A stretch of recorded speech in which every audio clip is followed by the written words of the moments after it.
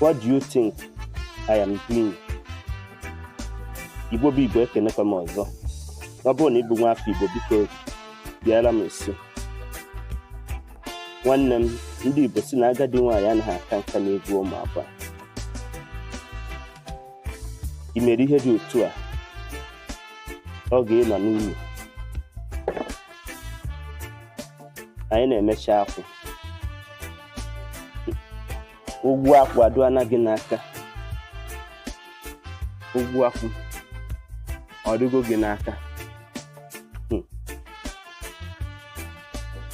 Akọwagoro m unu kwa mgbe na onweghị ihe si n'akwụ ihe na-ana iyi.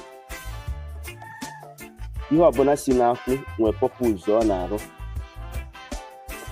Otu mkpụrụ akwụ, otu ọha ngo,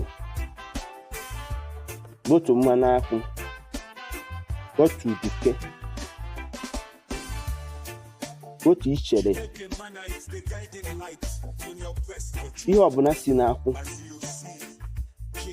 is used for the purpose of mankind and also society at large.